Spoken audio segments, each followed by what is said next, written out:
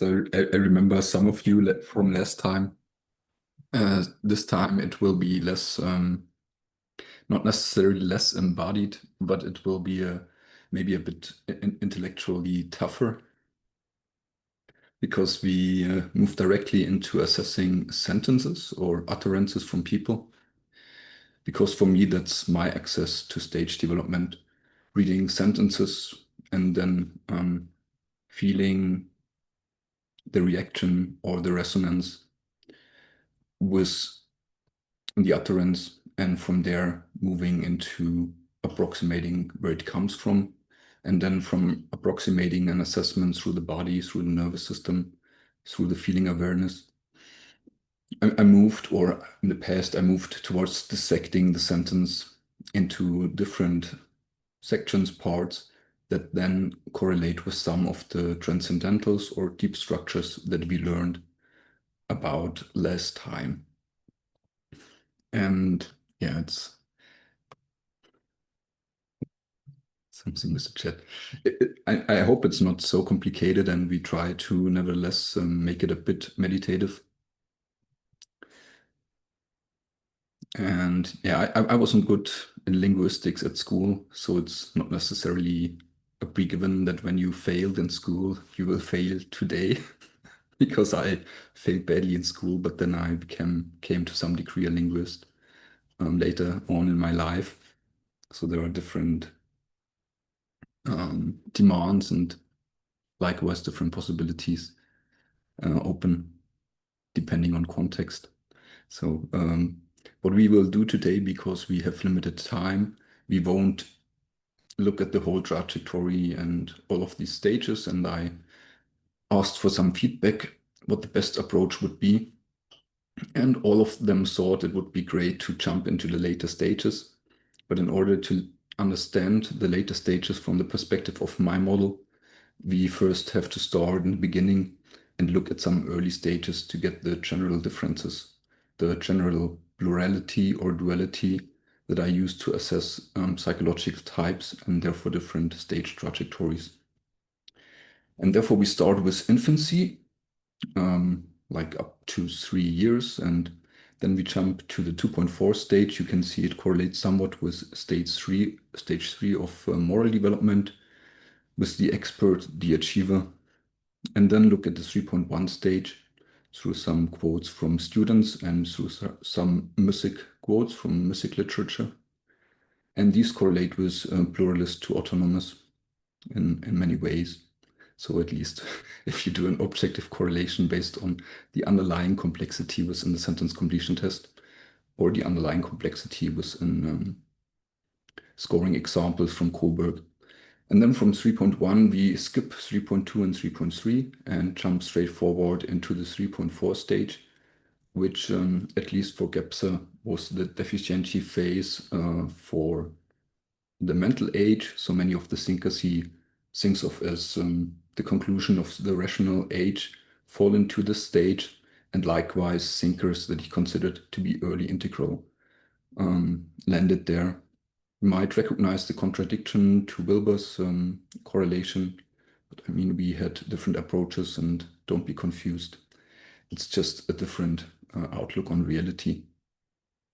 And then from 3.4, we switch from historical thinkers to more modern time thinkers who will look at Wilber in the spectrum of consciousness and Sri Aurobindo in his early cultural writings, so that we get a foundation of integral at the 3.4 stage, and then we jump up to 4.1 and then into the 5.1 stage, so the very late realm, using both of these thinkers and comparing how the different types influence how these later realms manifest. So that's the general overview, and so then we can basically start. You know the slide from last time, but I added one sentence. Each layer brings a new theme. So a theme is basically an utterance, a sentence, a piece of information. So firstness brings a theme about firstness, about objects and stuff like this, things you can observe, the outside reality, identity. Secondness brings a theme about action, the agent, imagination, force, and so on, and certain about mediation. So each of these stages brings a theme, a bit of information, a sort of meaning making that then feeds into a sentence or into an utterance, into text production. And by discerning the themes, we then can get to some sort of assessment and conclusion about the stage of development that resides or is expressed by a certain person, at least from the perspective of my model. And then likewise, we have reams. Reams means normally people just don't make one utterance, but they use subclauses, they combine different sentences, different informations, and therefore each theme can hold different reams, and reams are minor levels of information that you put into the overall structure. And yeah, this might sound abstract at the moment, but it will become very clear on the next slides because we will use very simple examples in the beginning and then gradually ascend towards higher levels of complexity, sophistication. Yet we attempt to stay with those stages where complexity is more implicit than explicit. So there will only be the 3.4 stage where we have a really explicit type of complexity that has high demands on attention and working memory in order to dissect and comprehend the whole clause. All other stages are chosen in a way that you get pretty simple overlays that hold deep complexity in them nevertheless, or irrespective of their seeming simplicity in quotation marks.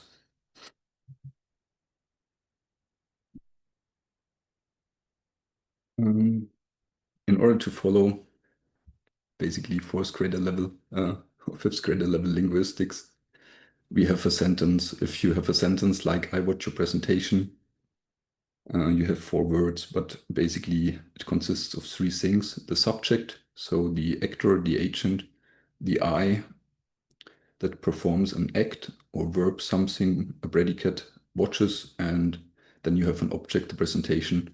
So someone does something towards something or with something, namely the presentation. Oh, what happened? Let's return. All looks good over here. Okay, here it collapsed. So then it will come with some, yeah. Okay, so now you have, when you have all 3 of them, I call it a genuine clause. It will be of some importance in the beginning. And in contrast to a genuine clause, you can have a sort of degenerate clause. Degenerate means that the clause is missing something. In this case, you have the subject, I watch, the predicate or verb, the watching, but you don't have an object. So there is no presentation watched, but you have an adjective or the predicative adjective that modifies the watching. So you watch in a different way, in a specific mode, through a different why or how. But the sentence lacks some important information, namely what you watch. And then I speak of degenerate because the sentence is not complete in the sense of having a subject, predicate, and object, but missing either, in this case, the object, but it can miss the subject as well. Then if we come to more complex sentences, it's important to know that we can combine conjoined sentences. In order to combine something, you need a connective, something that binds things together. In this sentence, it's the because. It's somewhat causal and somewhat reciprocal because the later sentence explains the earlier. So you have a sort of feedback process. Because I want to learn this, I watch your presentation because I want to learn this, gives you 2 bits of information, 2 themes, the one of watching and the one that someone wants to learn something. And through the connective, the last one feeds back in the first one. The same is true for the degenerate one. And so you have a second genuine sub or coordinated theme or reme that's relating to the first. So that's all you need to know to follow through all the examples in the presentation. And mostly it's not so relevant to distinguish between genuine and degenerate. It's just important for the first 3 stages, basically. So then I hope you all can somewhat remember what firstness is. So firstness has this one leaf. It deals with one thing in reality, one object, one theme, one bit of information. And now when you look at childhood research, this bit of information in the environment, the object, can arise in two different ways. First, when you see a dog, you might start to teach your child to imitate the sound, like bow wow in English, bow wow in Germany, and that's called onomatopoeia. So you attempt to rebuild the external environment by some animal noise that comes from your human sensibility that still is somewhat connected to the animal sense. And then you can see that within this onomatopoetic utterance, you have a combination of the four stages within firstness. The first syllable expresses some identity, the second one some inversion, the third one some reciprocity, and the fourth one the synthesis. So it makes the thing complete. Even so, it doesn't seem to us that there is an actual combination of different reams within the theme. Catherine Nelson, in her childhood research on language acquisition, called this type of learning and uttering speech the Gestalt processor type, because language is basically posterior to reality, and Jean Piaget likewise looked at language this way. So there is an object on the outside, it gets grasped through sensory-motor operations, and then the thought process is afterwards. It's simply representational and reflecting the truth of the outside realm that got combined to certain behavioral habits of your eyes, of your nose, of your touch sense, and so on. Next to the four aspects of the stage, you have a scoring chart that's not so important, but it shows how within the first layer of the human being, these four functions combine and making up the fourfold structure. On the other hand, we likewise know that you don't need to say bow wow, you likewise can simply call it a dog. And in the case of dog, we don't combine all four stages, but we abstract from all four stages into noun, into the nominal phrase, or into the referential of dog. And so the outside world in this case is not so much the input towards the gestalt or the echo that arises within the human, but the dog is more or less a mental sign or symbol that's projected or ejected on the outside reality in order to abstract on the one hand, and on the other hand, help you to generate some object in the exterior through memory control. So you see a dog several times, and then through learning the word dog by your parents, you apply this control mechanism, and suddenly all the different shades of dogs look the same and become constructed as the reality, not in this ascending fashion, but in a descending or involutionary fashion through the analytic or referential mind. So we have these two different types of language processing that we can discern within childhood and that seem to be stable over the whole lifespan, even so Gestalt processors can imitate or actually utilize the analytical point of view as well, but some people seem to be fixed to either side. So it's not this complete static dualism. In reality, there's some more nuance, but generally some people fall into the one or the other type. So now when we move into secondness, we suddenly get a second, so the I or the observer, the agent that's opposed to the sensory realm. And here you have a Gestalt response of maybe 3-year-old, 3.5-year-old towards a dog. For example, I fear to hear the sound of the dog. You can see a sentence that consists of basically 5 elements.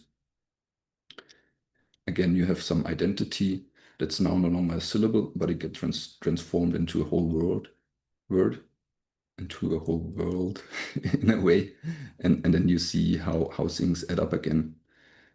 And that's already a genuine clause. I fear to hear the sound, but still you don't know what the sound is. What now happens is that the first stage, the 2.1 stage, is able to add an identity or a sort of paleo symbol towards the early utterance. So it's no longer just that you hear something on the outside, but what you hear on the outside becomes an internal imagination or representation of what's going on. And so you can identify reality and react to it in a certain way that's conditioned into the ego in order to avoid pain and seek pleasure. On the other hand, if you look at the analytical types for progression, you don't have this basic one sentence with one subject, one predicate, and a very long object that's then defined by the later identity, but you get two utterances. First, you find a pivot scheme, the I want, which is very different from the first sentence being the completion of firstness, but you're directly within secondness. So you're becoming the one who's descending rather than ascending into the sensory realm. And because you're descending and having this split within yourself, you're able to control, or as James Mark Baldwin, in contrast to Jean Piaget, said, eject, project, and already shape reality. So while the first person is more passive towards the outside reality, identifying it within a representation, and from there having maybe some reaction or another representation, the analytical type person is much more distanced and separated from outside reality, and therefore already at 2.1 is sort of active or ejective and attempting to shape reality. And in a way, you might already recognize that these two types can best function together because the Gestalt type identifies a threat, for example. The person identifies that there is a dog, names their fear, and references themselves in relation to the object that's causing the fear within one whole, within one wholeness and one Gestalt. Whereas the 2.1 stage analytical type can act upon it and do something with the threat. And so you have this sort of evolutionary functional differentiation that supports a whole or a system, a group, society overall to function better and better solve problems because you have some sort of specialization. And you will see this over and over again. And Jean Piaget points at it in all of his experiments with children, that there are two solution paths that sort of integrate and mutually influence and support each other.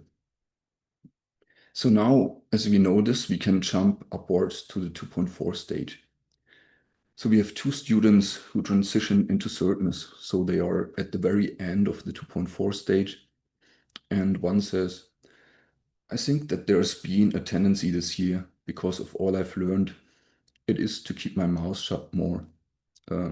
I'm not sure why, I'm not sure whether that's a good trend, but I guess that's the tendency, is just to keep quiet until you really know what the answer is. So what you see, the person goes through some learning process. They recognize that all the assumptions and hypotheses failed and therefore comes up with a new tendency with a reflection upon whatever process is unfolding within them. On the other hand, you have a different type of person and you will immediately maybe recognize that the language is more abstract, more analytical. And she or he says, I was very idealistic in the freshman year and with very little substance to it, just the ideals, just things that I wanted to be right, and I wanted to be very liberal and very open-minded. But well, if you have more trouble, you get more cautious in thinking. So you might recognize that there is a different level of abstractness, and overall the sentence structure is a little bit more simple. And when you now look at the subclauses or the sentence structure, you recognize the left-hand student uses 4 predicate verbs within one sentence, whereas the right-hand person only uses 2 predicate verbs in each of their utterances. Why is this the case? It's the case, hypothetically, because the analytical type always binds their utterances into the amount of layers they have grown through or are within. So every analytical utterance within secondness will be a dichotomous sentence. Whereas, again, as we saw with the Gestalt type, they combine every stage into one bit of information so that every layer ends within a fourfold utterance or a quadruplicate sentence. We can see this more clearly when we now subdivide and dissect the sentence, just as we did within firstness. The person says, I guess that. And you can see that it's not a complete clause, it's just a subject and a verb. With a connective, it has no real object, so it's no complete information. I guess that, I mean, it doesn't tell us anything, obviously. And then when the tendency is just to be quiet, then you recognize that there is some object, and the second clause simply builds the object of the first one, but would in itself be complete. The tendency is just to keep quiet, has the tendency as subject, the is as predicate verb, and just to keep quiet as the object. And then it's connected with the second utterance until you really know what. So knowing what is a reciprocal thing, you start to reflect upon reality, you start to compare things, and from comparing things, you can actually know or figure something out. And if you have figured something out, then you can come up with a synthesis, for example, an answer. So we can see that the guess, the looking at reality, combines with an action. The tendency is just to keep quiet. The inversion and the identity are reflected through the reciprocal, through the arising of knowledge. And then when knowledge arises, there can be a synthesis, there can be an answer. On the other hand, you see that the second person has this twofold clause. I have more trouble. If you have more trouble, you get more cautious in thinking. And this person now combines the synthesis and the reciprocity not into concrete perception, because I guess that the tendency is just to keep quiet is something that you can observe from the outside. It's very concrete. But if you have more trouble, might be very abstract. It might relate to internal troubles, their feeling, the failure of their ideals. It's nothing that you can actually observe on the outside. It's an interior abstract process that's going on. Likewise, you get more cautious in thinking. The outcome is not something that you can observe because thinking processes unfold within your subtle mind, within your awareness, within yourself, and therefore cannot be identified on the outside. And so you see the one person combines these two genuine clauses, including abstractions, generating a sort of law. If you have more trouble, you get more cautious in thinking. Whereas the other person has no genuine clauses, but combines degenerate clauses overall in order to come up with a certain hypothesis about reality, which is very concretely observable as something like keeping quiet. But if you now look at literature, for example, into the Old Testament, you will see both types of thinking intertwining. You will have narrative stories about Abraham, about Moses in Egypt, about Joseph and his brothers, and so on. And on the other side, you have wisdom literature. You have proverbs and certain laws that are more abstract, yet govern the structure of the narrative in the same sense as the abstract notion. If you have more trouble, you get more cautious in thinking. Translated to something concrete or a gestalt in reality can simply mean, I guess that the tendency is just to keep quiet until you really know what the answer is, which very concretely expresses that the person too becomes more cautious because their view on reality failed. And so when you look at experiments or reality, both systems sort of combine, especially because the Gestalt type in a sort of subordinate fashion can conjoin or adjunct themselves to the laws that the analytical type with a higher probably demand on attention and energy can generate, and therefore can more properly shape reality and generate the actions that are necessary for a tribe or society or what else to succeed. Now, when we move into the third, you probably can guess and no, it's not puzzling. When you in secondness have two clauses or a combination of a cause and an effect, then in certain something third comes that will mediate between both sides. And again, we will look at two students now in a later semester, more matured and ripe and reasonable in a sense. So this one speaks about their girlfriend and the relationship. And he states, and it was really quite enlightening to hear myself say things which I'd always thought, but I'd never said out loud. And I was frankly amazed that I had such firm convictions on many things and was actually able to even back up a lot of them with what I consider logical reasoning and sensibility. So you have this first person coming up with a story about their interactions with their girlfriend. And this interaction is guided or governed by something within a third, some mediating principle, namely what he considers logical reasoning and sensibility. On the other hand, you again have an analytical person, and he says, still human beings are so fallible, is what you finally have to conclude, like when doctors who should know these things don't. I'm sort of ironical about it because that is about the only way you can handle both values at once. So might already recognize the both and thinking, the signifier of the pluralist. And Perry, from whom I took the example, speaks about the paradox of simultaneously holding knowing and not knowing through the irony that becomes an inner attitude or habit that you likewise might know from the metamodern spaces. And if you simply count the predicate verbs, you can see that this person uses 5, whereas this person uses just 3 predicate verbs, and thus 3 subclauses.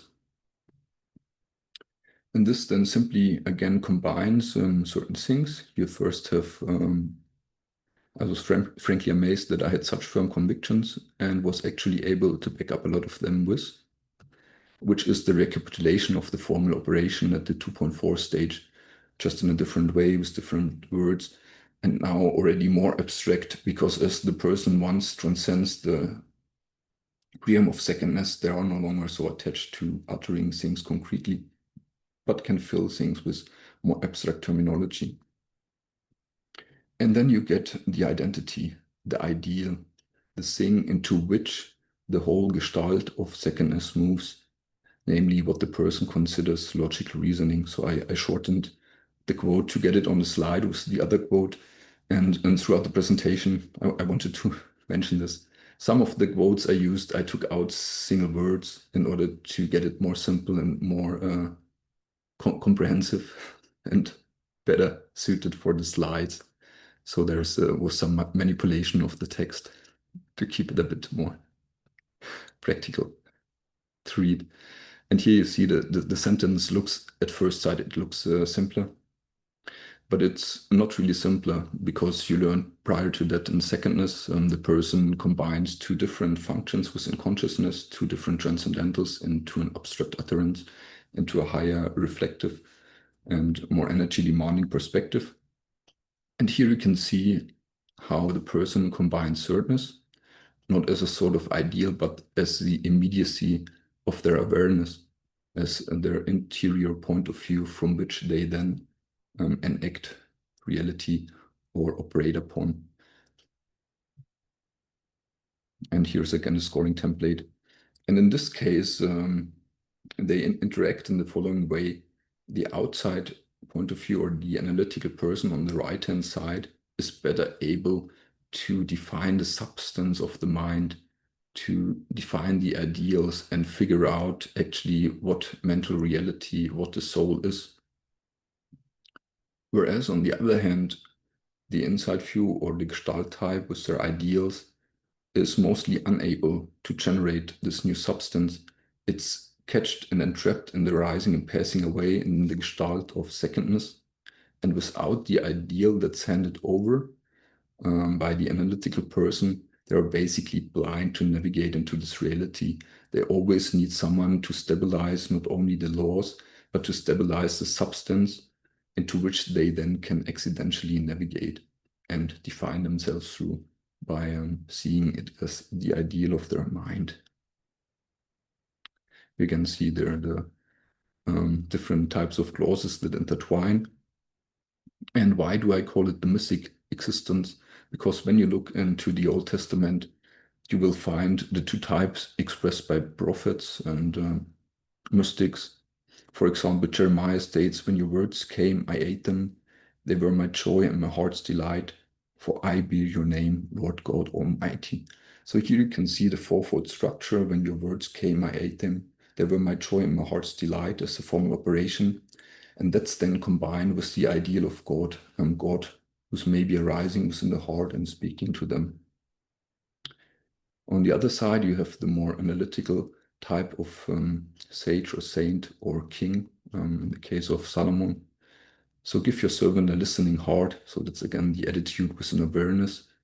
What we prior had is the irony that he may judge your people and discern between good and evil. So you see the law, he may judge your people and discern between good and evil, because only when you can judge, you can discern. And this law then is combined with this attitude within the heart. So the connection to God, the new sensibility, the immediacy that now arises. So therefore, it's the mystic stage. You not only find it in the Old Testament, you find it in the Iliad, you find it in the Odyssey, you find it in the Gilgamesh epic. All of them sort of handle this structure. Yet we normally don't think of these texts as coming from the pluralist or autonomous stage. But nevertheless, whatever the underlying structure of the thought is, except of the words, is filled by this stage. In order to now skip 3.2 and 3.3, we look at Kant. So the Kant, the name giver of the word transcendental. And he defined the idea, opinion, but whatever, about transcendental ideas. What are transcendental ideas? Transcendental ideas are concepts of pure reason under which the unconditioned of the synthetic unity of all that is conditioned is sought. What does this mean? It basically means that there are three deep structures for Kant that reside within reason or within the dialectical mind or the sphere that spans our hearts and lungs. Namely, first we have to ask ourselves, what can we know? And we have to investigate the nature of our soul and identity within mind. Reflectively, what we just looked at through the mystical figures, as much as through the student's eyes that moved into the ability to govern themselves through logical reasoning and sensibility, or develop the inner stance of irony towards the not always completely incontingent and clear reality. Then when we move into 3.2 and we tapped into this last time a little bit, we become more normative. You step outside of your soul and therefore you have a different question. If you can see your soul from the outside, what becomes important for you is to govern your soul according to something good. Governing it through the question, what shall we do? Through some normative analytical principle that's then attached to autonomy, to the freedom of will, because without autonomy, without freedom of will, you couldn't be able to be good or bad, because everything would be accidental or governed from the outside, at least so Immanuel Kant. And though the 3.2 stage thinks in different ways about human freedom, autonomy, the Gestalt type more in the way of Plato, aligning two different points of view in conversation, back and forth between two sides, that then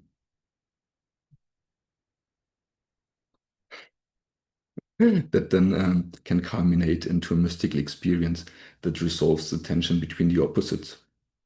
On the other hand, you find people that are more performative, more constructive, that develop an awareness of awareness that detaches itself even further from the formal operation, and through a sort of meta-awareness is capable to coordinate the unification of different poles within reality, such as emptiness and form, vices and virtues, or in the Aristotelian sense, between different vices, in order to find a middle way, the synthesis between opposites through their normative approach and the reflective capacities of mental autonomy. Then when we skip the 3.2 stage, the Gestalt type learns to dynamically reciprocate between the opposing poles that prior had to be synthesized by a mystical experience, such as through the idea of the good. But the rational mind, the interior, the field of consciousness that opens up there, is able to dynamically govern and investigate into different sides of reality and then harmonize them and mediate. On the other hand, the analytical type finds a totality of mind. The totality of mind is a definition of consciousness, of meaning, of some aesthetical principle that is likewise able to hold together opposing poles. And very much like at the 3.1 stage, the inside view needs this totality or category to discover the rationality or the larger field of awareness from which they then can dynamically operate with the dichotomies, whereas the analytical type has differences to actually reciprocate the different points of view in reality, and therefore needs the Gestalt type for the dynamical process of enacting the contingent synthesis that they envision through the totality. And now, when we have unfolded through these three stages, for Kant, we enter the court of judgment that's completely interior to consciousness, that's within our right heart. And now you can see that complexity drastically scaled up. But we just break it down and attempt to dive into the stage, to dive into the complexity of the mind and the consciousness the person here presents. So you have a first triadic subclause. So think of thirdness. Each theme at the later stages includes 3 bits of information, 1 bit of information about each layer they have previously gone through. And the first sentence says, thus moral laws are not only essentially different from everything else in which there is anything empirical, but all moral philosophy rests entirely on the pure part. So what is a pure part and what is empirical reality? So empirical reality is basically secondness. Secondness opposed to firstness. And so when you now allow yourself to drop empirical reality, drop everything that's attached to action, to goals, to outcomes on the outside, you might recognize the pure part, radical awareness, radical wholeness within your heart. And within this radical wholeness, you can then start to descend into the 3.3 stage. And Kant says, and applied to man, it does not borrow the least from knowledge of him, so the outside reality, but gives him as a rational being laws a priori. So what are laws a priori? Basically archetypes. And so when you reside in pure awareness, you might connect to a causal idea and imagine how archetypes could come forward from pure awareness, from spirit within the heart, and then consider what would it be, what archetype would arise from you in order to judge reality as good or bad, which archetype would give you value. And archetypes can be many things, can be stage theories, typologies, state experiences, or it can be more concretely animals, deities, and whatever else you can imagine. Now, if you have the 3.3 stage, you can further descend into the inversion, which then means you again have to actively investigate, according to Kant, which still require judgment sharpened by experience, however, within your mind, partly in order to distinguish in which cases they have their application. So where can you apply your archetypes that come from pure awareness, and partly to give them entrance into the will of man and emphasis for their exercise. So you argue with yourself, and you ask yourself what of the archetypes actually should govern your mind, should flow into reality. And you have to do so because since the later your will, as itself afflicted with so many inclinations, is capable of the idea of practical pure reason, so it can enact stuff, but it is not easily able to make it effective in its way of life in concreto.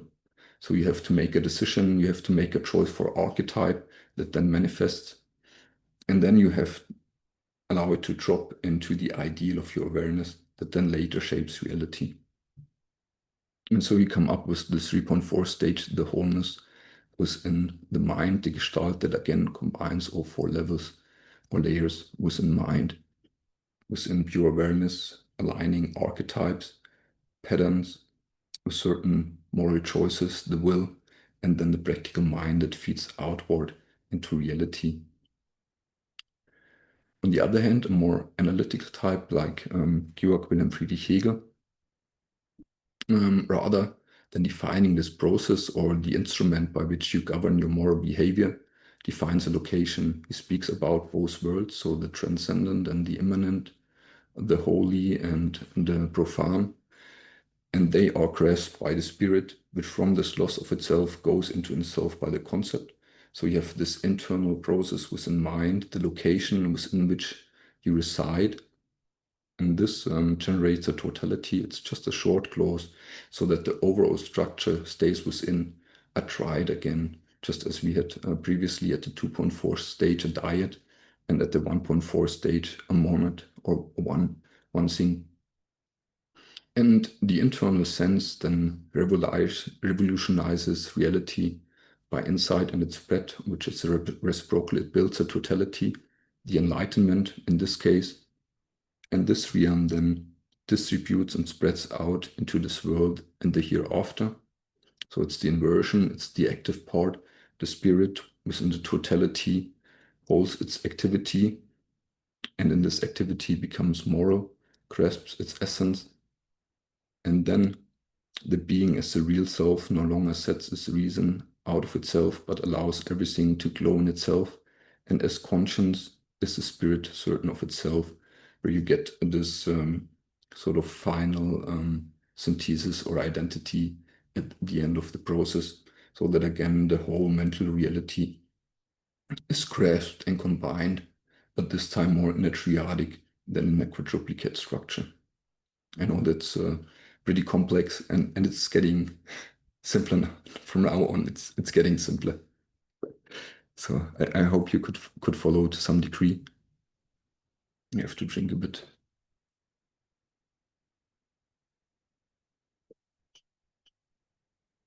So while these earlier thinkers are part of the rational age, or the culmination or deficiency phase of what Gebser called the mental age, you can here see, and we don't have to read it, but you can read the quote. Ken Wilber at the age of 24, showing the same structure of consciousness as Hegel at 37.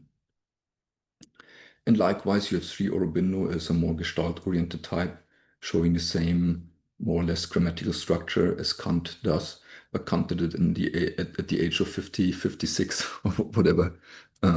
Aurobindo just at 30.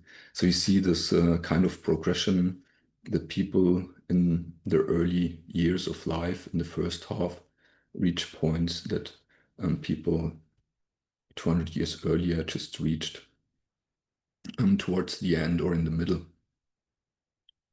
And it's just important to grasp the complexity and then see what happens when we become a force. Because the force is very similar to the first. There's this pattern within the brain that unfolds from medial to lateral to medial. And in the same way, the layers in the cortex are structured within a similar pattern. So the first and the fourth are in a sense similar. The first categorizes the outside reality. It synthesizes bits of information from the phenomenal realm into an object, into a word, such as the dog or the bow wow, or whatever else you have, the lamp, the cup, the computer, the self. While forceness finds another type of categorization, namely unity, wholeness, universals, truth, and therefore at first has a drop in complexity, no longer increasing gradually and continuously within the same pattern, complexity from 1.2, from 2.1 to 3.4, but dropping all of this, stepping back and now only seeing the underlying structures, the universals such as the circle, can see the petals of the leaf and no longer is attached to or identified with whatever is arising in terms of complexity through the earlier layers. And again, at the 4.1 stage, you have two types of identity, now no longer mental identity, but unitive identity. I simply call it truth and wholeness. I'm not sure if that's so proper. And on the left-hand side, you see that Aurobindo's sentence structure is simplified. It's some writing from 1909, some essay within the Karma Yugen, his early paper prior to Arya. And you can see some sort of identity arising, that there is a principle of nature, and that's what I call truth. There's something we hand over, some sort of gestalt, some new paleo symbol that's now no longer in the mind, but it's now above the mind, within the clouds of heaven. For example, a principle of nature. And that principle of nature then governs no longer the whole complexity of the 3.4 stage or the synthesis, but it combines the whole 3.4 complexity into one category, into one universal. Namely, in order to get rid of any powerful tendency in humanity, in this case, it's a sort of synthesis like the moral principle of Kant, some tendency, some overarching principle that governs the mental realm. And then it again moves into the reciprocal phase. It brings in enjoyment, the left hemispheric or the right hand side, emotions that are appetitive, that enjoy reality, that govern luster and stuff. And then afterwards, you see the inversion, the active principle. It's about dominating and weakening, and these things have to be dropped, namely the control, the inversion, the 3.2 stage. And finally, to be got rid of by self-dissociation, so the identity. And when you drop all these earlier four layers, then you can reside within the true identity, within your true self, within the principle of nature that governs that whole process of the illusion within the earlier realms. And only once you attach to that ideal of truth, you can find unity and so to say spirit. On the other hand, if you look at Wilber in the Atman project, where you can likewise already in no boundary see the simplicity that comes after the complexity of the spectrum of consciousness. And here Wilber writes, for to remember is really to remember or join again in unity, and that is just why evolution consists of a series of ever higher wholes until there is only wholeness. And here, just as the 3.1 person brought together three layers, Wilber brings together four layers within unity. And the unity in this case, it's more or less first half of the stage, so it's not completely defined. It's still a sort of remembering a process that's starting to attach to the boundless and timeless, whatever it is for the analytical type that unfolds above the neck in the heavens of spirit. And this then descends, joins again in unity and certainness, the mediating principle, and then moves into evolution, into secondness, which consists of a series of ever higher wholes, and then moves into firstness, where everything suddenly becomes wholeness from this process of remembering that everything was ever already whole and complete within spirit. And then we can again wait some years within the writing process. For Wilber, it's a whole lot of years, 40, whatever. For Aurobindo, it was a little bit faster. You see how his complexity grows until 1920. And then after 1920, he stopped writing until then 1927, The Mother comes out. The Mother, again, seemingly overly simple. So I couldn't first get a handle of it. Why does he suddenly write simpler again? How does it fit in the pattern? Was it a different author? Was it written at an earlier point in time? Until it then it glimmered that it might be simply a different layer, a different iteration of the same pattern that generates a new identity that now resides behind all earlier layers, just like the darkness here resides behind the universal pattern of the leaves unfolding within unity. And that's then what you likewise can recognize in the writing. And I cleaned this quote up a little bit, so I took out some words to make it better fit the slide and make it more cleanly match the pattern. But I was too lazy to look for another good quote, so I simply used this one and made it more orderly. But it gives you a grasp of the overall principle. So you have the 5.1 identity, determining all that shall be in this universe and in the terrestrial evolution. So there's something that's behind everything. And that which is behind everything is the mother. That's again fifthness. So it's first you have the paleo symbol or whatever it is. Then the fifthness comes by what she sees and feels and powers from her. Fifthness in itself. And these combine. And then you can see she stands there above the gods. So gods is the realm of forceness.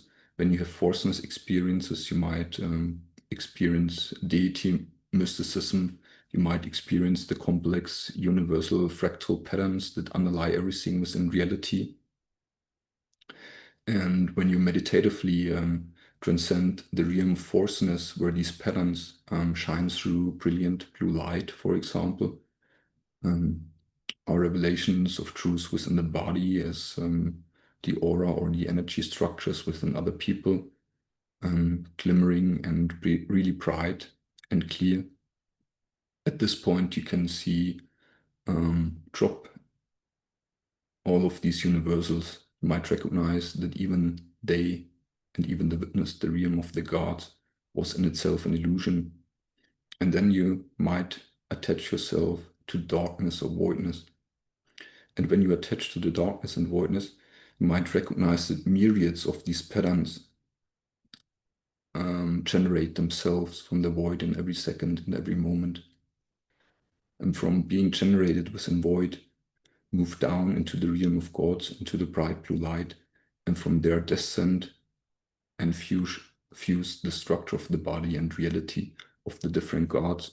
And therefore the mother stands there above the gods, and all her powers and personalities are put out in front of her for the action, which is certain as different sub-personalities, subtypes, different types of powers, the mediating principle that recognizes the fragmentation within the person and starts to mediate.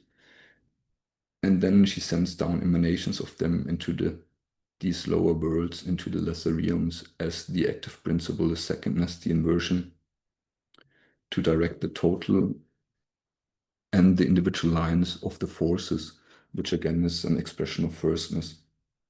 And so you can see the same pattern, the formulation of a new symbol, a new ideal that determines the whole universe, and that then is attached or moved into fifthness, and from fifthness governs the whole manifestation of reality. And while for the Gestalt type, it's more about recognition. Recognition means recognizing this other, this God, this ideal, this Gestalt that's behind reality. Sometimes very essentialistic as a real void, real entity, real being. The 5.1 stage within the analytical type is more like a realization, because it's not the recognition of something beyond that we ascend to, but it's the return to the actual real self, the self of voidness, the realization of the isness that governed this descending movement that we saw already within the first slide as the word impregnating itself onto reality and controlling its flux into a category of reality, of you, of me, of everyone else, of every little thing or every whatever else outside in the universe, so-called imagined nature. And if you now look at Wilber in 2024, you can see that he likewise unfolds a simple structure compared to the religion of tomorrow, for example, where you have overly complex sentences that span a whole page, for example, with such as 10, 12, whatever amount of subclauses. Now you have these ones, like just as the freedom of the witness is fully present, as it unreservedly and freely witnesses everything that is arising, this bliss is equally and fully present in each and every experience as what that freedom feels like. So it's a definition of the isness of the realization of the bliss that we find if we enter the 5.1 stage. And now, just as we had it within firstness and at the 2.1 stage and the 3.1 and 4.1 stage, he's not offering 1, 2, 3, or 4-fold sentences, but he is offering a 5-fold sentence that structures all these layers into the experience of the witnessing self, or the presence, the bliss, the suchness part of non-dual reality. Yet Wilber in this work already offers sentences that move beyond this type of complexity, and I simply wanted to show it, not in order to tell you that this work is at this one stage only, but it's already that it shows signs of a later stage as well, where you can in part see, and now you can recognize it because I avoided to show you all the graduations in order to save time, but you might grasp that it's more complex. And it states it's the ecstatic release from all narrowed, broken, and suffering small selves, and it is as ever constant and ever present as primordial awareness itself. So you have the first part of a sentence that again defines the witness. And now what you can see is that this witness, before it completes its narrative, is holding 4 levels or layers or aspects of reality, never going, never coming, never arriving, never leaving. So a complete form of emptiness, of the solution of all layers and all processes within reality. And this dissolution is governed by the 5-fold sentence that's beginning with, it's the ecstatic release from all narrowed, broken, and suffering small selves, and it is as ever constant and ever present as primordial awareness itself, exactly thrill with every experience that arises everywhere in the universe, since all of them are always already primordial free. So you can see the principle of the 5.2 state, the true reality stage, or the magical body, where one side of non-duality, the active aspect, is holding the other aspect of non-duality, the voidness or emptiness, firstness aspect, as these 4 levels that never go, never come, never arrive, and never leave, depicting a grammatical structure that can perfectly express the 5.2 state as a stage of complexity. So yeah, that was the presentation. I hope it was somewhat comprehensible. At least I managed to stay within the time, and thank you for listening.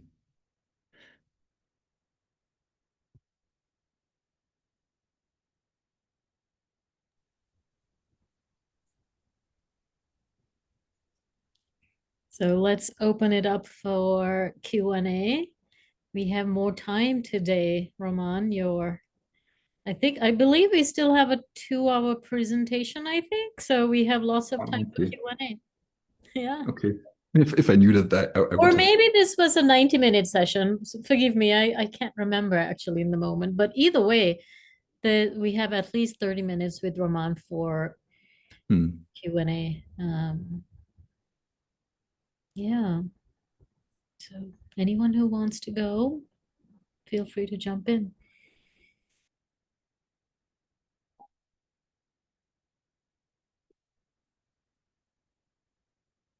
Roman is Patrish.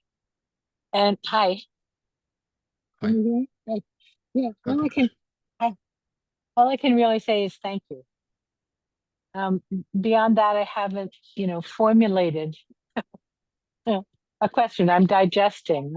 And I really appreciate what you presented. I'm very grateful. Thank you. Thank you too.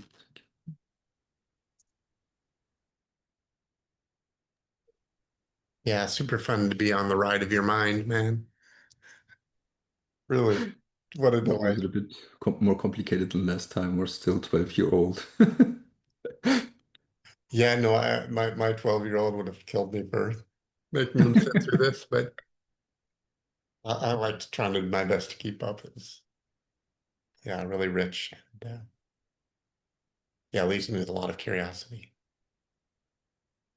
I mean, at least you're trained a bit in linguistics, so probably you both can recognize certain things, and likewise through your background and stages, might see some sort of conflicts or stuff that doesn't fit your preconditionings. Well, actually, what I experienced as I looked through the lens of stages was that I was like able to just set it aside wholesale and think of these as two different stories and really there was no deconstruction that was required of me to kind of rest with the path that you took us through. I certainly I noticed that early on I had a longing that the prevalent gestalt for wanting to know more about the later stages could be subdued in order to really dwell in kind of the first principles of the model overall as we worked through the earlier stages. But by about halfway or 2/3 through, I was really glad that we were elaborating other parts of the exploration to really gain more of the texture of things. So I don't feel like I've had to surrender anything, and I'm really looking forward to working with you more, Great. from the point of view that you've developed here. I appreciate this. Appreciate your capacity to hold narratives separate, which for me is sometimes more difficult. I guess I always have to compare and look how things fit together. So it's good that not everyone is like me. So who is there, Chris? That does. Oh, sorry, Chris. Go on, Go ahead. Claudia. I'll ask a question if there's time. Okay, thanks. Thank you, Roman. I really appreciate it. It's just very fascinating, the presentation. What I'd like a little more clarity on is the little diagrams of the figures in meditative equipoise there, and how the points were moving. So I was taking it, there's two individuals and they're progressing along the same developmental path.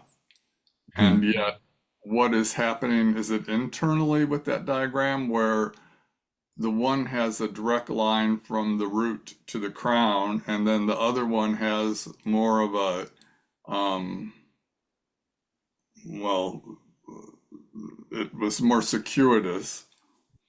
I can share another slide. Maybe then we let's see, what do I have here?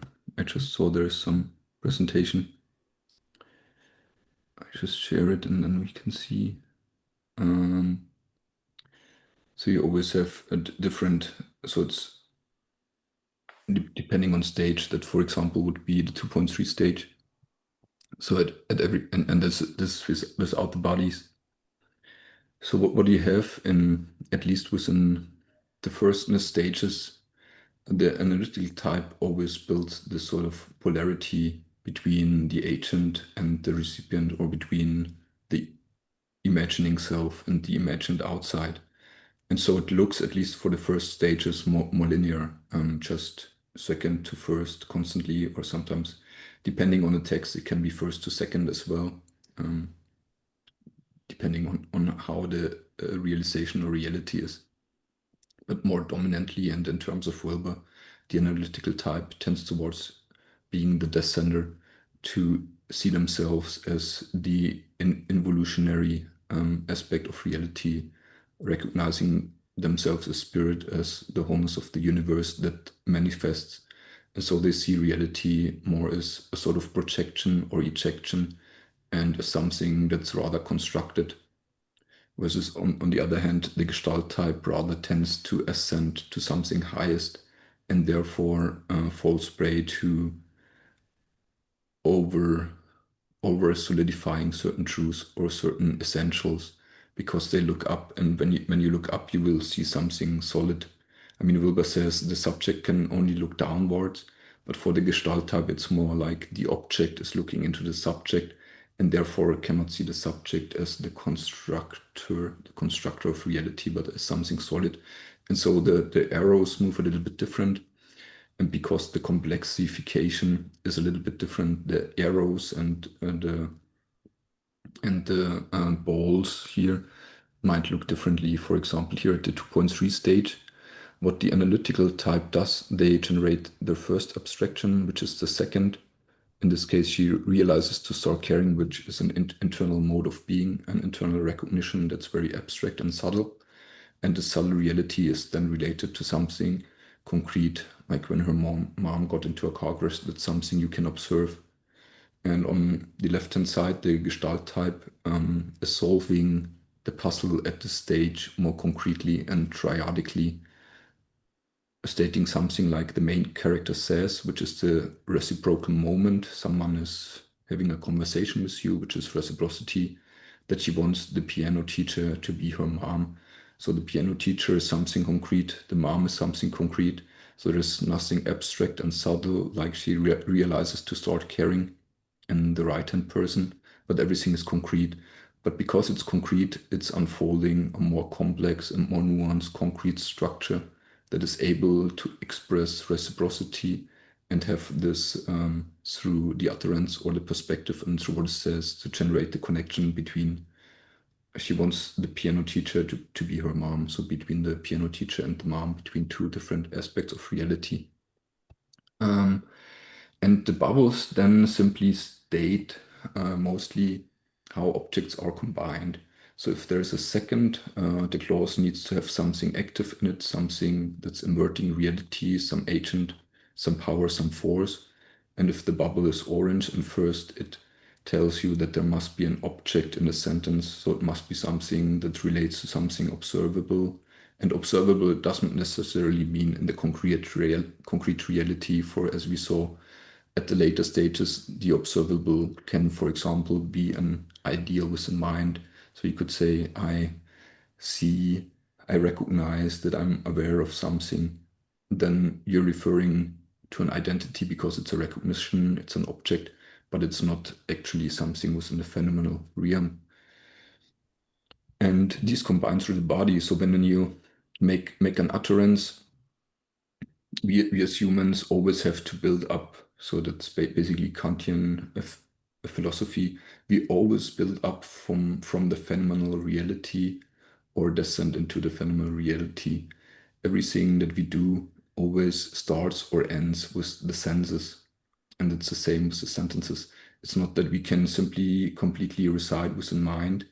Even if you reside within mind, it will project the content of mind out into the senses. And just as you see when people have hallucinations, occipital cortex will be active, so your visual centers are active. The human mind will always create firstness, even if you completely reside within your mind. And therefore, every utterance has to connect these different layers.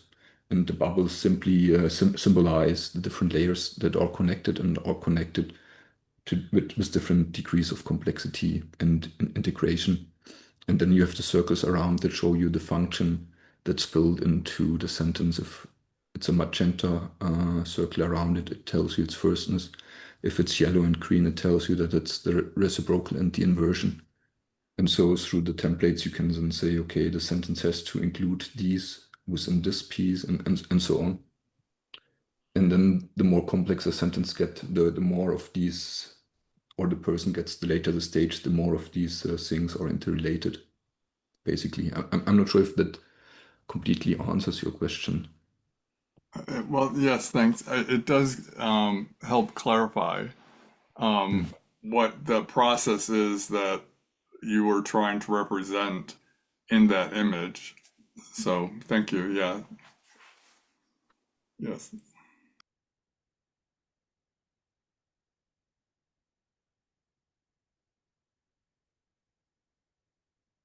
Pablo? Hey, Roman. Nice to see you again.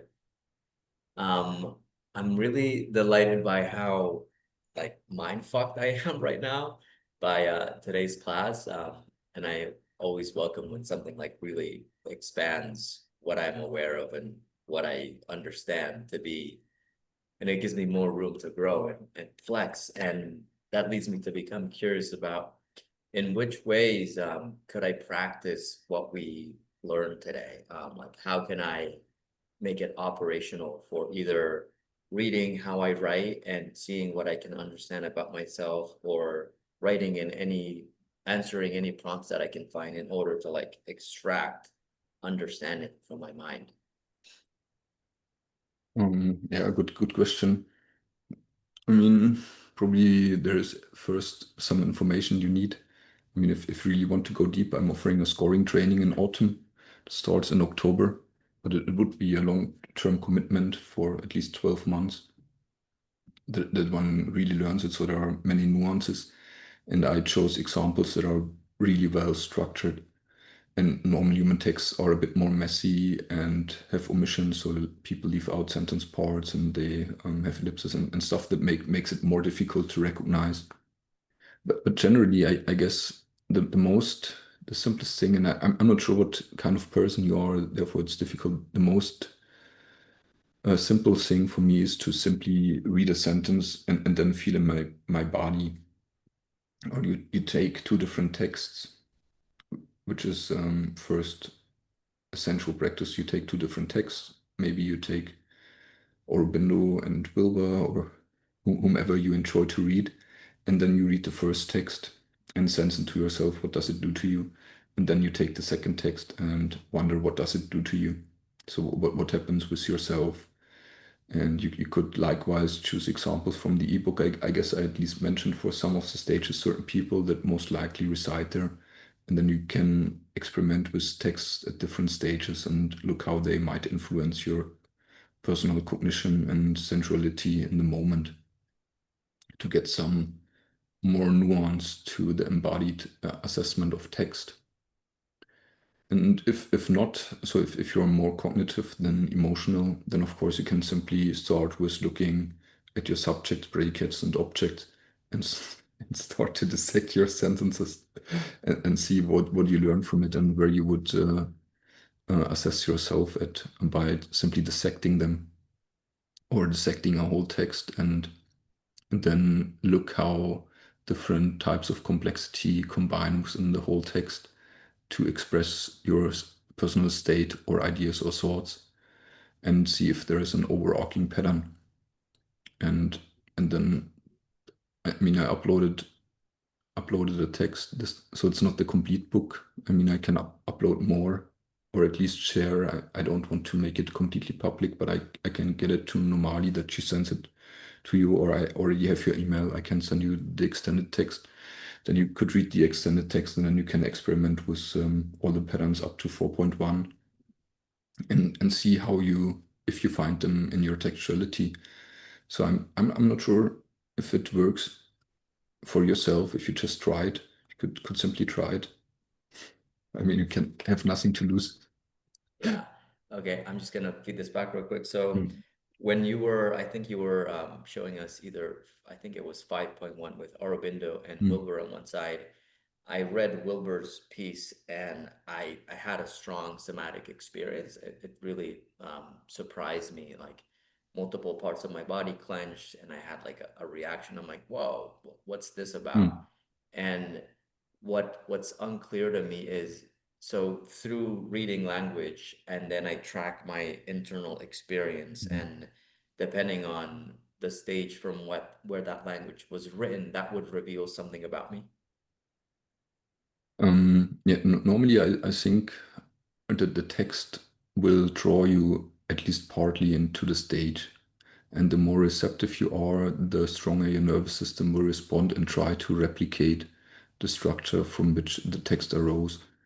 Because the sentence pieces contain these bits of information and these words that normally, I mean, they're not just abstractly anchored, they are at least in part somatically anchored, because there are words like seeing, or there are words that relate to awareness. And when you are within a community that speaks about these words, they are already connected to certain states. So when the words are activated, you will have memory structures light up. And at the same time, you have these unusual combinations of clauses that your mind will try to comprehend and then adapt to in the process of comprehension. And so you will move into the stages. And there were some people that were very conscious about it. Adida consciously constructed his texts. I guess he had even wrote about this, how he constructs text in order to transmit spiritual experiences. I mean, it's very likely that Aurobindo did the same thing. And then you will have certain thinkers that resonate more with your normal type. So there's resonate more with your normal type that will sometimes not elicit as strong changes, but sometimes easier changes. And there will be some thinkers that are far away from your normal center of gravity, and you might recognize a further extension of your awareness beyond your usual boundaries, where you feel like alienated within consciousness, maybe. And so that's your way to experiment, figuring out the type, figuring out which thinkers fit you best. Had a written conversation with someone last week who said Judith Butler gets him like into his mathematical mind, and it just sort of freaks out. And that's for me, like, I'm more sensible, more emotional usually. And when I read Judith Butler, I get internally dark, I get internally well structured, I get more logical, coherent, and likewise see that reality seems more constructed and more illusionary, and things seem to be shaped by awareness and social circumstances, and all these things can be felt. And then you can shift to some other thinker, and you will get more emotional states, most likely, word use, structure, and memories, and so on. Wow.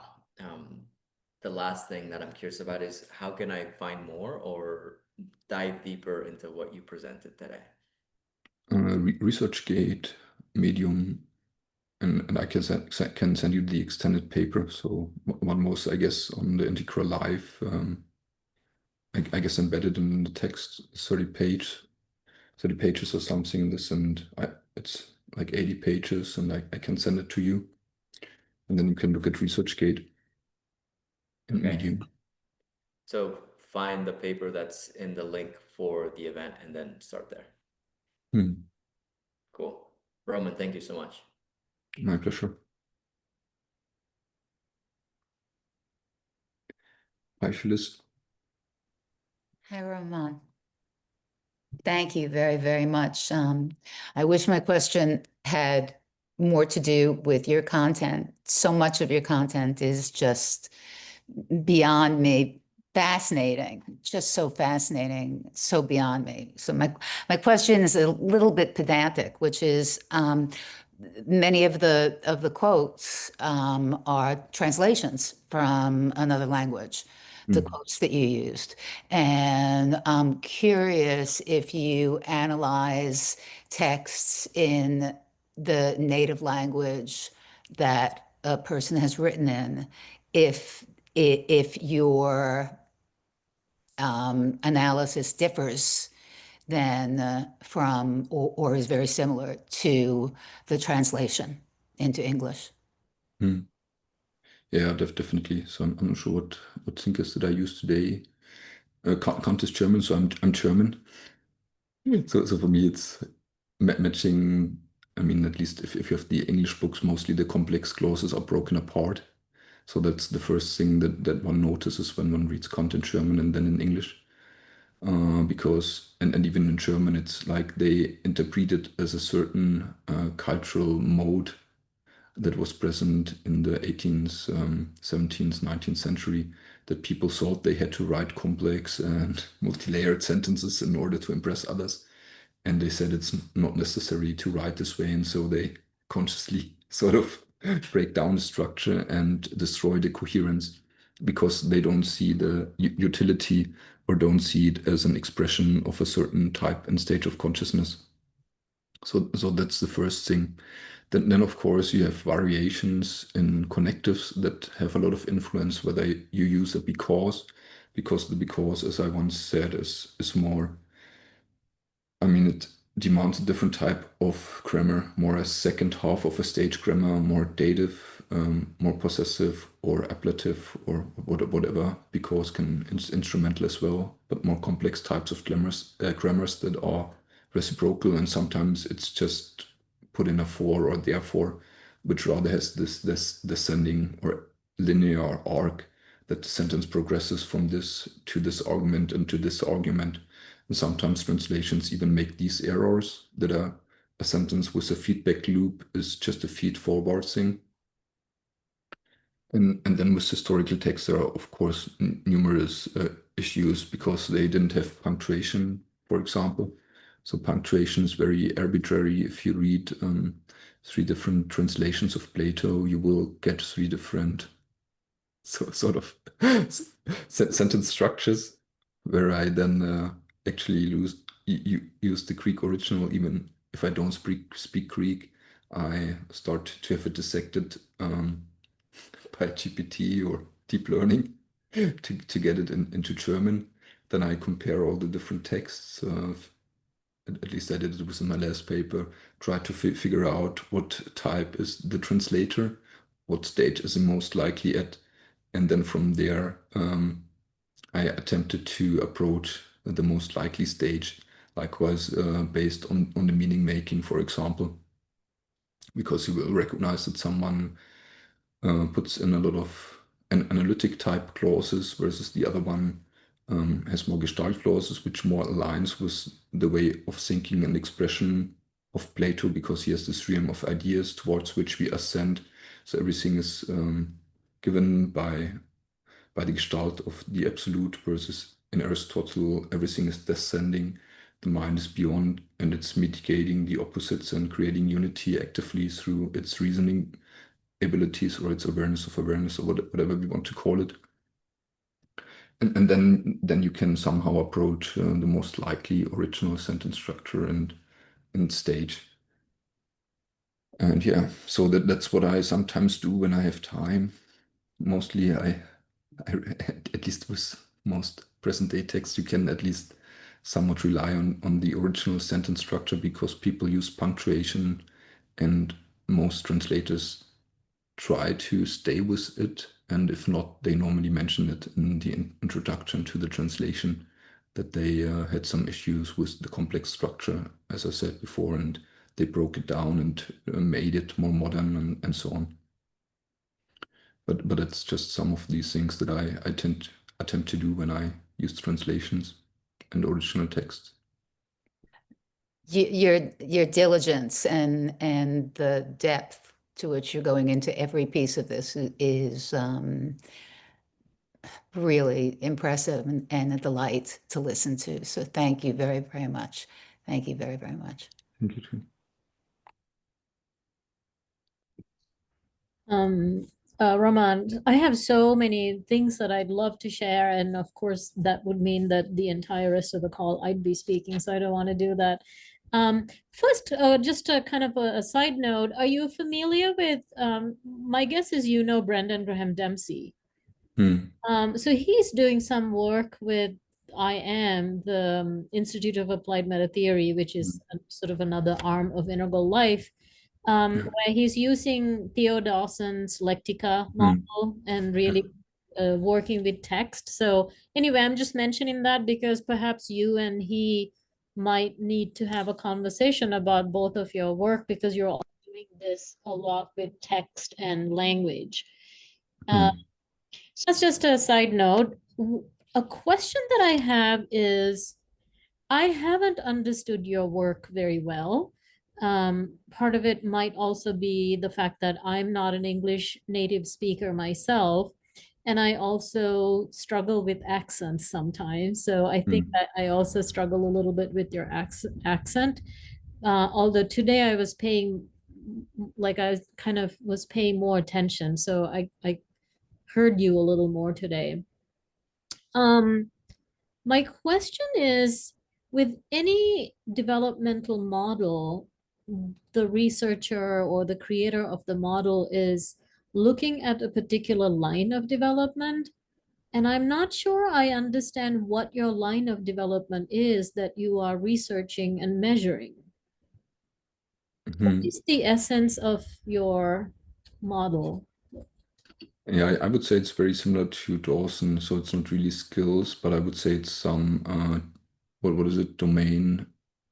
Was it domain general? Domain general, okay. Domain general. So it's overarching. But of course, at least the part that I presented today is mostly looking at language. So one could call it language acquisition across the whole trajectory. It obviously deals with complexity, with integration of how many pieces fit into a stage. But I never really thought about whether it's a certain line or whatever it is.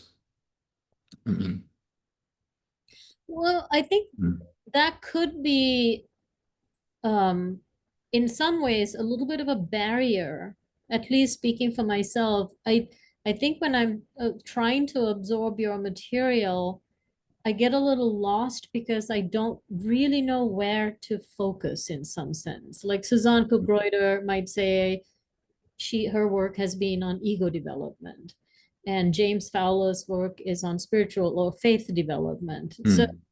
that's helpful to have that context a little bit. So yeah, I also, just like how what everyone else does these days, I fed your work to ChatGPT and tried to really have a conversation with ChatGPT about your work from the previous session with your paper and all that. And I was curious what kinds of challenges, constructive Mm. criticism or constructive challenges have you received about your work? How do has anyone done any peer review, for example? I think no one took me serious enough to make peer review. I mean, it's the same with Brendan, for example. I mean, he does things with the lectical assessment, for example, that deliver similar outcomes, such as putting the Gospels at stage 10, 50 or something, which would be the lectical correlate of achiever to pluralist. So the outcomes are very similar. But when I, for example, ask, there is more or less ignorance. So I think that's the thing. If you're unknown, no one really cares enough to give you constructive or destructive feedback. I mean, the feedback that I personally received felt rather ad hominem, like you're arrogant to assume that you can measure these stages and be a little bit more humble and stuff like this. But I mean, really constructive criticism mostly happened within myself, within the failures that I saw with previous approaches to measure development, and in the active sort of Auseinandersetzung, what is Auseinandersetzung? Contest with other models, attempts to correlate and see how they fit together. And there, at least I see huge coherence up to the 3.3 stage with accepted models. So there I'm quite certain that the patterns repeat, and it of course gets a bit more vague in the sense that it's my personal recognition, but that there's no other model that actually tells that these stages are there in the same way. And yeah, I'm not sure if there's someone who wants to give constructive criticism, then it's welcome. Well, yeah, I But mean, I it's, think yeah. it's highly admirable and commendable that clearly you are putting so much effort and attention. You're a young dad, and you're still kind of somehow finding the energy to develop all this. And I also think, moving forward with AI sort of taking over, I often feel a sort of a pushback against AI will be creativity. And I really also want to say, I admire your creativity in your creative energy that has obviously allowed you to keep doing and keep digging further. So I sure hope that the smart people out there, which is certainly not me, would be Why able not? to really take your work in, and that you might even pursue that I'd hope Mm. that you pursue the people who you think ought to read your material, and even if it means like a coaching experience where you even pay them a little bit, but get your work peer reviewed and sort of receive some good challenges that might help you complexify it further where it's needed, but also certainly simplify it so that it is also more accessible, and where one understands perhaps how I can use this. That's where I'm a little bit challenged. It's I'm not entirely sure how much energy to put into this because I don't really know how it would help me then. But it's still beautiful. It's still very beautiful. I Mm. love complexity. So anyway, I'll leave it at that. Let's go to Bettina. Mm.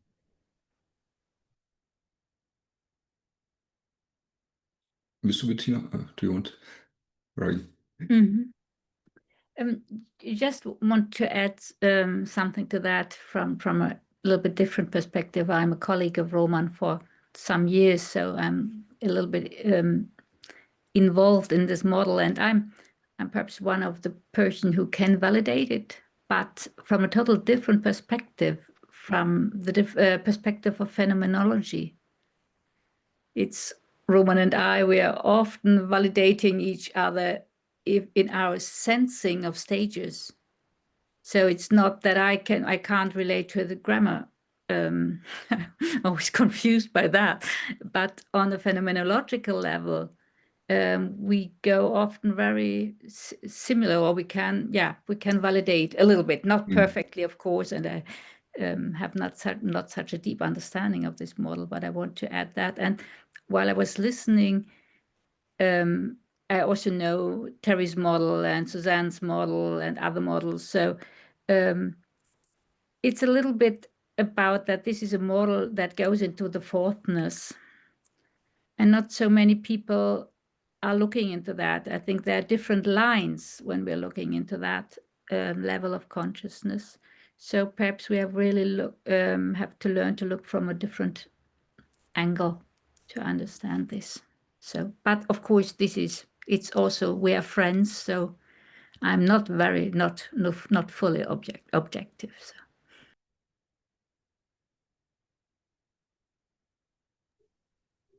I have a question that I'd love to get explored, but also, Namali, your comment, I kind of went searching in my own mind for lines of development.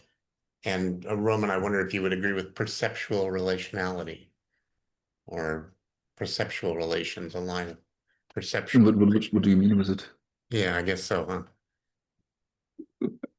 huh? I guess I mean what you just presented, but my question is, I'm really fascinated by the parallel typologies, and I'm curious if you have a theory of from what does that duality emerge, and is there a point of synthesis in your model where those two typologies dissolve or resolve into one another? Yeah, the emergence, I guess that even dates back into earlier. So all complex societies, at least in insects, the more complex the society becomes, the more complex caste differentiation. And simple insect societies have caste differentiation based on role selection. So at a certain point in time, you get selected as a worker or as a warrior or something, and then you learn certain behavioral habits and so on.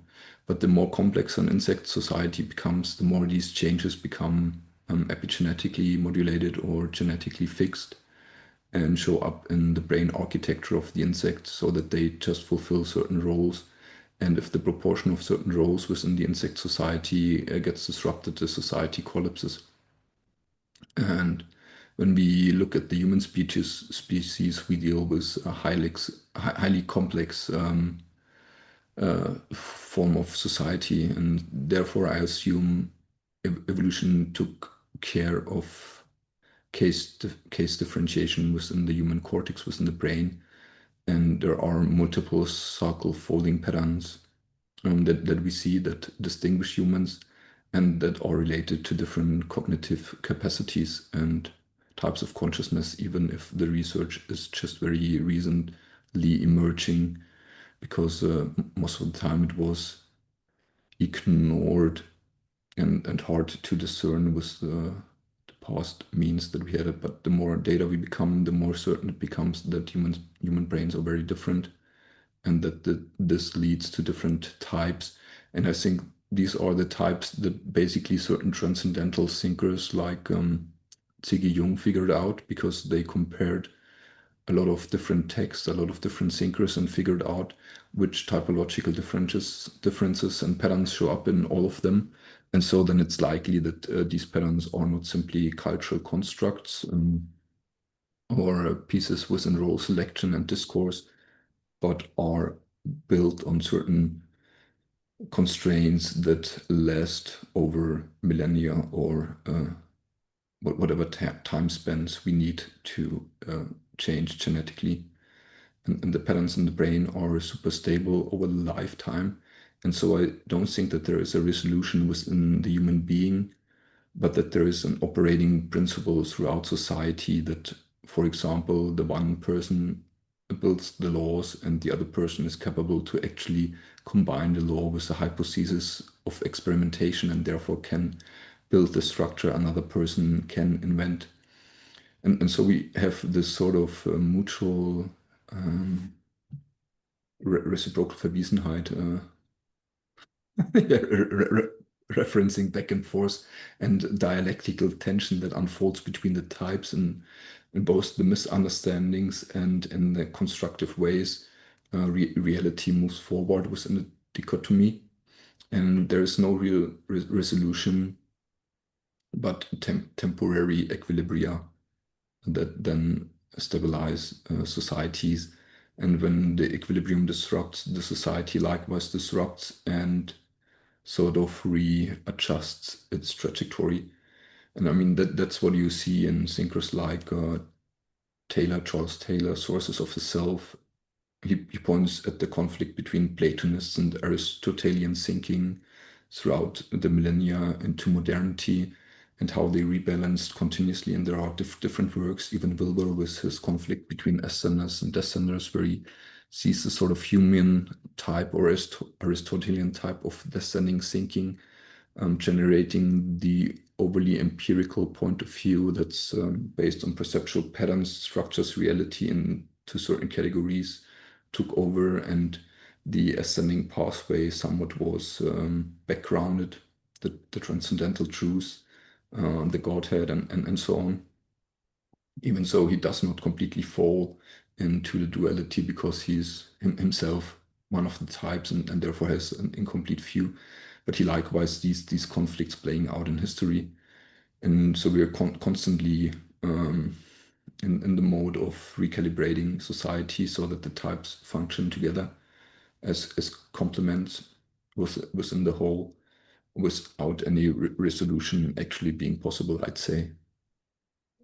And I'm hearing echoes of the Buddhist, where you and I have spoken about the two schools of emptiness in Buddhism. I'm hearing, reflections of that, Yeah. but also, and by way of constructive criticism, I think, and also, we're on anyway. I would have liked in the presentation to see overtly female voices represented throughout the strata, as I mean, that's, for me at least, a fairly accessible distinction between, brain construction. So anyway, Yeah, that's what I likewise thought in the presentation.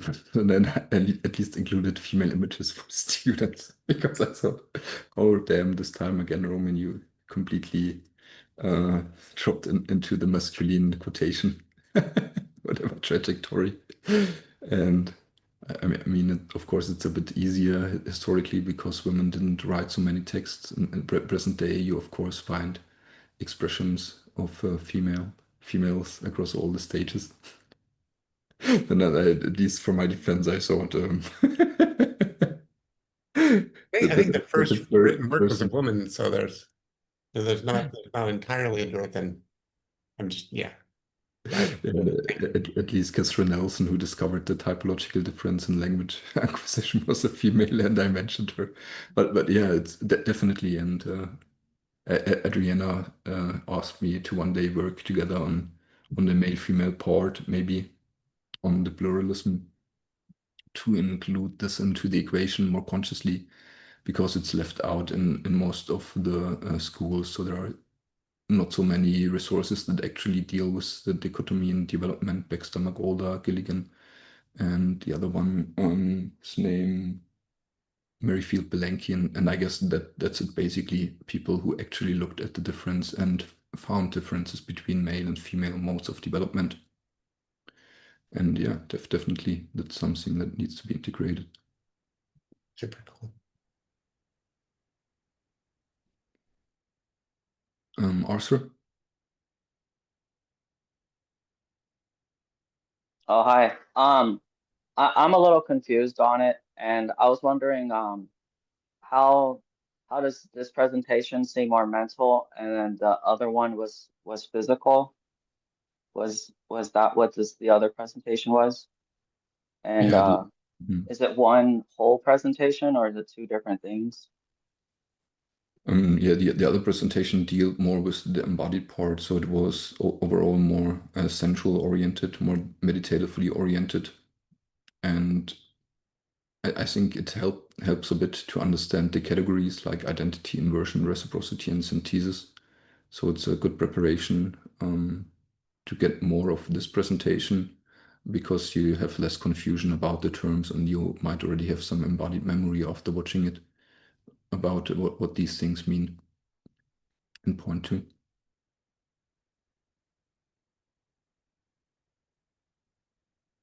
I just put the recording link to the chat if anybody wants to watch the first one.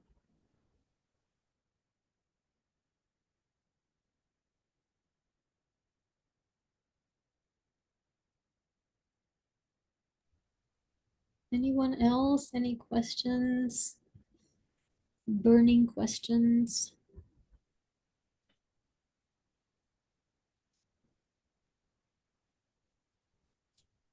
I'm curious again. Um, one of the things that has struck me about the distinction between, for example, Suzanne's model of ego development and Taro Fallon's model of stages is the potential that those models are expressed, researched, and developed through the lens of different stage perspectives, and that expresses itself in the way that the model presents, I guess. And so I'm curious also about the stage perspective through which your model is being sourced, through Roman's kind of constructed nature of the world. And I guess I don't know if there's a question. I don't think there's a question there, but I just wanted to offer that maybe you have some reflection on that curiosity. I mean, at least I can tell how things changed in my life from mostly looking at things content-based when I started with spiral dynamics. Sort of, if there was an internally talk between me and my parents, I imagined the person sitting there in blue and had a blue imagination within me that was having this internal conversation with my parents. And if it was more about studies and science, I imagined within myself a sort of orange person sitting and having a conversation with different aspects of science. And if it was more about other humans and moral issues and sensitivities, then I imagined within myself a green person. And then I had them interact. So that was my beginning to assess stages. So it was solely content based in a way. content-based, and of course, I guess there was some somatosensory level to it as well, but I can't completely remember. Mostly, I see the visualizations that I had and sort of classifying the content of my thoughts into the color code of spiral dynamics.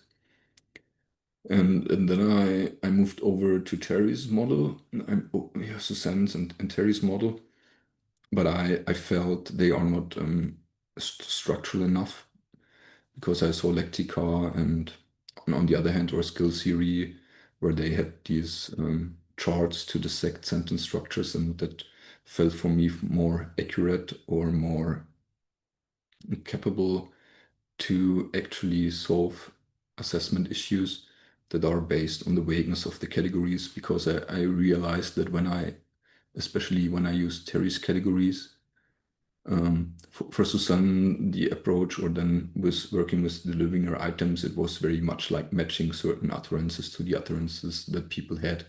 But when I, for example, use Terry's categories, guess active, reciprocal, interpenetrative, and so on, and try to figure out what is metaverse, do they speak about construction, these things.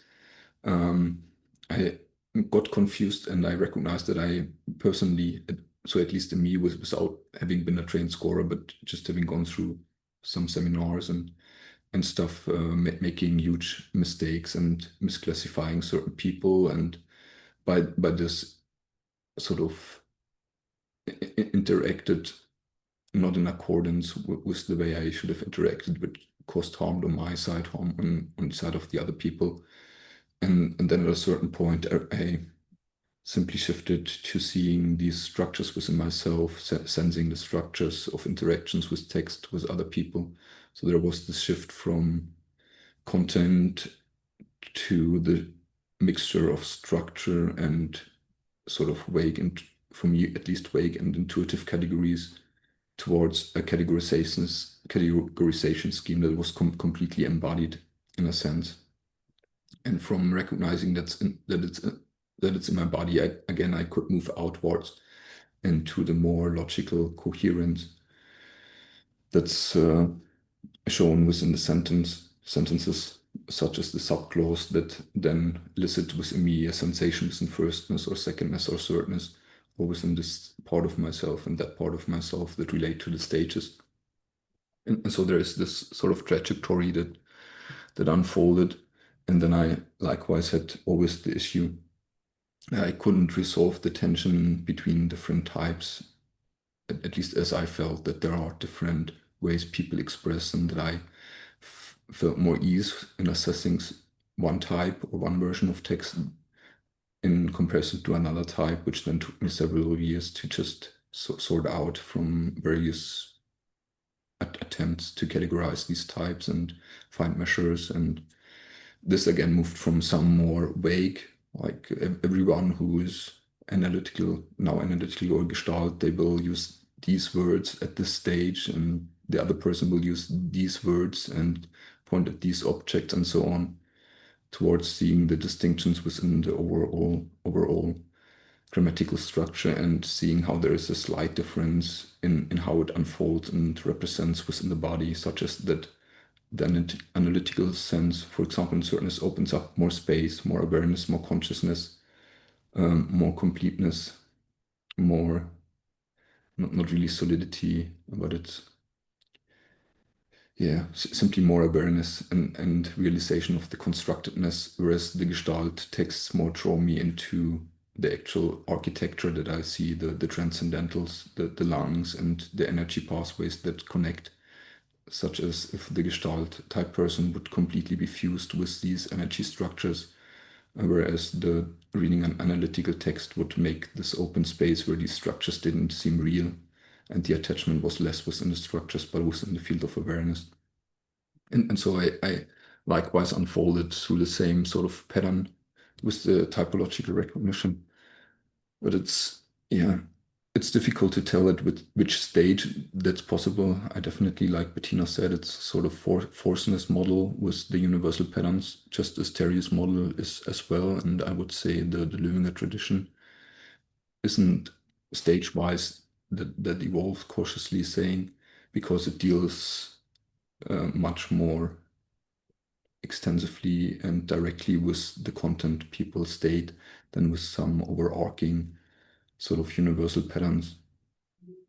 And then I see the difference between types, like stages feels to me more like projecting these sort of universal patterns on reality and then categorizing things within in these schemes. Whereas I rather feel like I'm simply dissecting and attempting to realize the truth that's within the text. And I think there is this analytical Gestalt dichotomy that plays out within the models, and that likewise makes stages more suited for some that fall in this analytical type without actually saying that it's analytical. It can be holistic as well or Gestalt-like as well. So it's just arbitrary names that you can choose. And the way I assess is more the Gestalt-like, a way of assessing that's more structured, more maybe precise overall, and using less surplus content and categorization into reality. I mean, it's just the way I look at it through the lens of my model.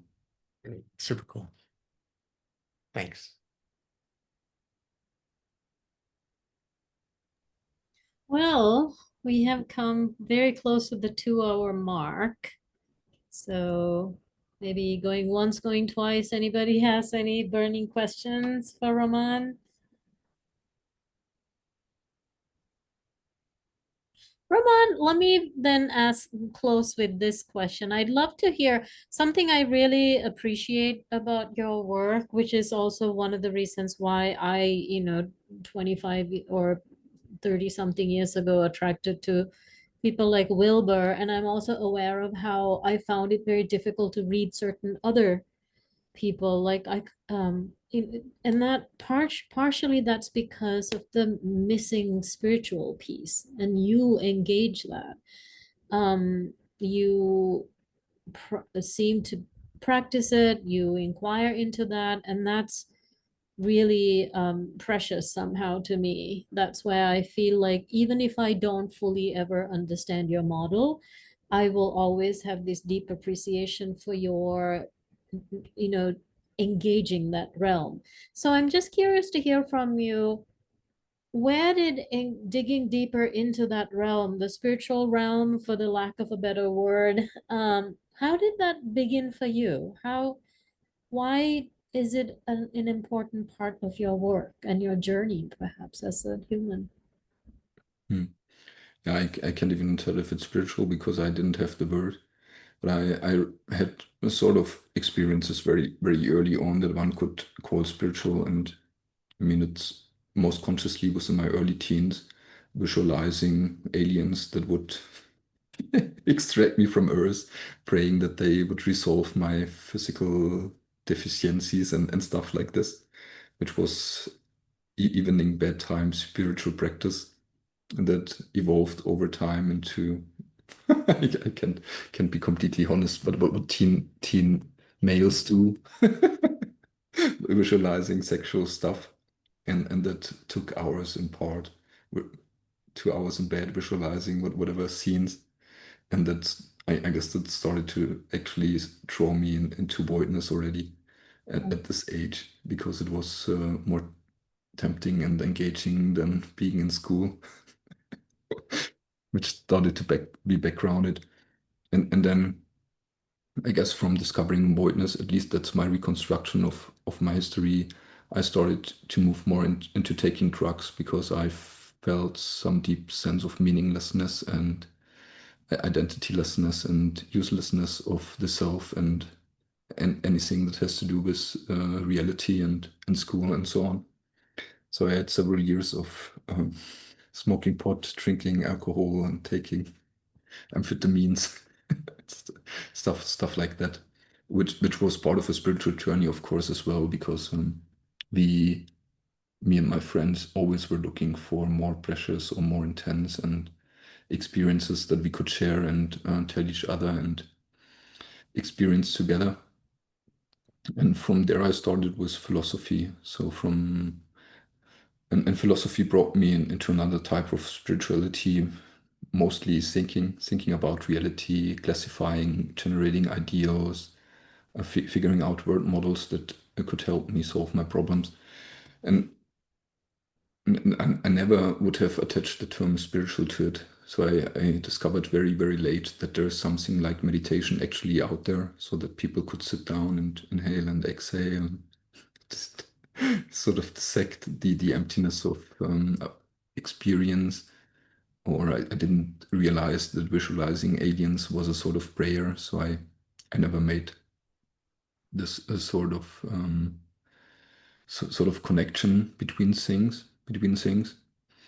And so probably mostly it's just inherent if it's experienced as spirituality as some type of intelligence that's different than the type of intelligence that one needs to succeed in school and other parts of life, but one that helps succeed in terms of growth and in terms of gaining meaning and making sense of spirit experiences in a way that others classify as spiritual, such as attaching meaning, value, or even deistic connotations to them, because the profundity within the cultural context that I was raised with and am embedded with makes it most suitable and seems most appropriate to frame it in these terms, even if inherently there is likewise some sort of existentialist in me that is quite agnostic and atheistic and aspiritual about anything of this. So, and I think, yeah, it's just what happens within life, and then one can classify it this way. It feels spiritual, but I would have never called it this way. And it has, of course, many facets. Yeah, yeah, very good. Well, thank you. It's good to know a little bit more about your own journey. That also is a part of the work that we're exposed to or learning. So where it comes from is, to me, a greatly interesting part of learning about someone's work. So thanks for sharing that. So for anyone who's still here, Roman is going to do a reading group. I believe it's maybe a 40-something page paper that will be linked to the event announcement on Integral Life. I think it might already be announced, and I think it's starting on September 13th, and which is a Saturday.